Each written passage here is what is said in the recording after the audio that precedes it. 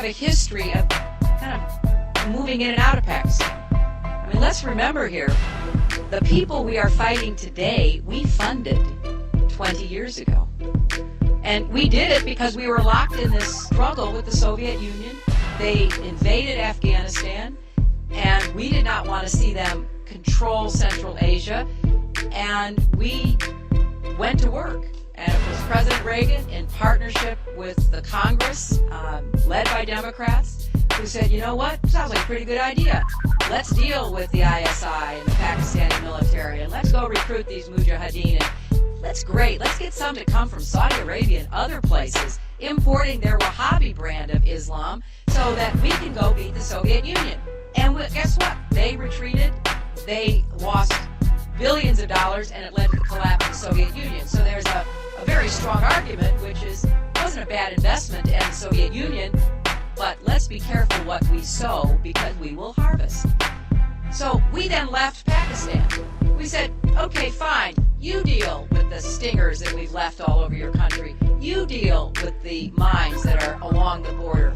And by the way, we don't want to have anything to do with you. In fact, we're sanctioning you.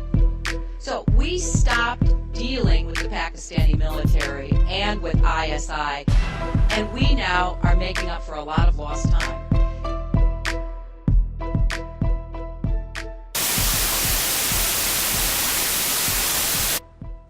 Well, the case against the U.S. government's National Defense Authorization Act was made in court last week. And today, one of the plaintiffs in the case, Chris Hedges, stopped by our studios to talk about it. The case is called Hedges v. Obama. And as a journalist and former Middle East bureau chief for the New York Times, he says he's directly impacted by the law because it targets both terrorists and those who have associated with terrorists. In other words, it gives the government the power to detain and hold suspects without charge or trial, suspending due process and habeas corpus for citizens. Now, U.S. citizens are not exempt from this. In his words, Chris Hedges says he's fighting the law because the NDAA implodes our most cherished constitutional protections, and he says the U.S. Immigration and Customs Enforcement Office have placed a large and rather interesting order. They've ordered 450 million rounds of ammunition to be made and delivered to them over the next 5 years. Now, the company Alliant Tech Systems, or ATK, was awarded the contract to manufacture 40 caliber ammunition high-performance bullets. Apparently these bullets, quote, provide optimum penetration for terminal performance. This refers to the way the tip of the bullet passes through barriers and expands, all the while holding its jacket in the toughest conditions. All right, so this is interesting because this is not the Pentagon making the order for the military. It's DHS and ICE. And to give you a little perspective here, there are only about 311 million people living in the entire country. So it begs the question, why such a massive order, 450 million bullets? David Seaman is a journalist and host of the DL Show. He's in our Miami studios, and I'm hoping he might be able to give us a little perspective on this. David, why does the DHS need 450 million hollow point bullets?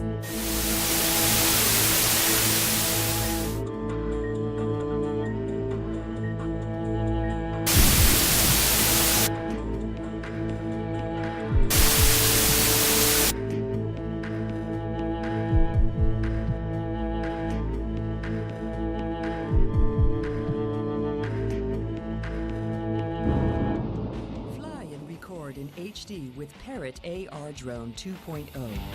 Pilot with your smartphone or tablet via Wi-Fi. New flight sensors and an HD camera. Watch replays with your flight data. Share your videos on YouTube and photos on Facebook and Twitter in one click. Parrot AR Drone 2.0, available now. See you on the AR Drone official channel on YouTube. Ask when I come back. Well, the use of drones by the U.S. military to attack overseas targets has been well documented over the past few weeks. What has received much less attention from the national media, though, the thousands of U.S. drones that will now be deployed above American soil. And that includes U.S. military drones collecting information on people in U.S. cities. It's a reality check you won't see anywhere else.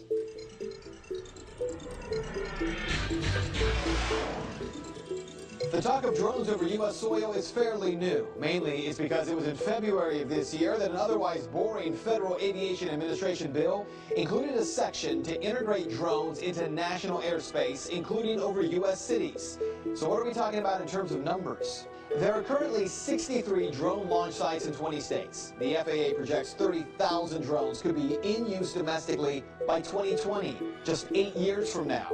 Nearly 50 companies are currently developing around 150 different drone systems, and already drones are in use along the U.S.-Mexico border.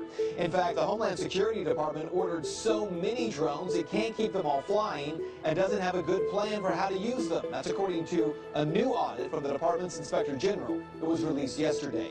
But what you may also not realize is that already the U.S. military is flying drones over U.S. soil and U.S. cities, and some not so successfully.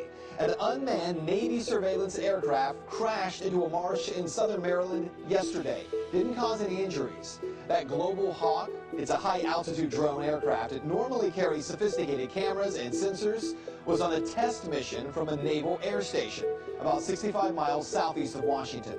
The ground pilot apparently lost control of the plane. Now, the Navy wants to use the drones, they say, to monitor shoreline and to keep an eye out for enemy boats. But despite the enemy boat story, what we know is that the U.S. military is not only collecting information on Americans right now, but they're also sharing that information with local law enforcement, who, by the way, under the rule of law, would otherwise be required to obtain a search warrant.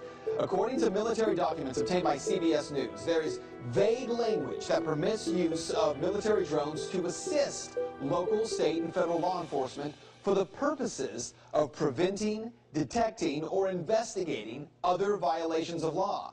In any of these cases, the Fourth Amendment protections against illegal search and seizure and the Fifth Amendment due process violations are being committed illegally by law enforcement and the military. Kentucky Senator Rand Paul has now introduced the bill. It's called the Preserving Freedom from Unwarranted Surveillance Act of 2012. The bill would prohibit the use of drones by the government except when a warrant is issued for its use in accordance with the requirements of the Fourth Amendment, with only a few extreme exceptions. Police do have power, and I want police to catch rapists and murderers, but they ask a judge, and we separate the police from the people who finally make the decision on someone coming in your house. So even if a rapist is loose in D.C. tonight, the police will call a judge in the middle of the night, wake him or her up and say, we think there's a rapist in the neighborhood, can we go in X address? And so those are things that are very, very important to protecting innocent individuals. And a drone is a very, very powerful way of snooping on behavior. And I don't want them monitoring every bit of my behavior. But what you need to know is that while these drones are currently being used for snooping without warrants, which is a major constitutional problem, many police departments are already asking that they be allowed to arm their drones, requesting permission to arm drones with weapons like tear gas and rubber bullets or taser-style rounds. Police departments promise to only use these tools against criminals. Just like the military says overseas drones are only being used on terrorists. We know that's not true. And that is Reality Check. If you'd like to make your voice heard on this story, you can head over to my Facebook page. You can find it by searching Ben Swan, WXIX.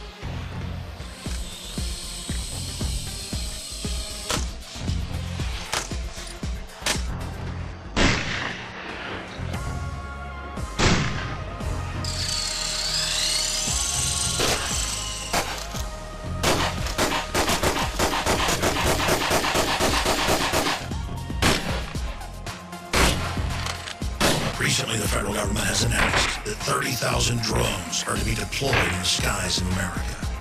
And I would predict, I'm not encouraging, but I'm predicting the first guy who uses a Second Amendment weapon to bring a drone down that's been hovering over his house is going to be a folk hero in this country. Every level of government is in a feverish race to procure and launch drones. Within weeks of the federal government announcing that more than 30,000 surveillance drones will be launched against the American people, the establishment continued to push the envelope, telling the public weaponized drones were next.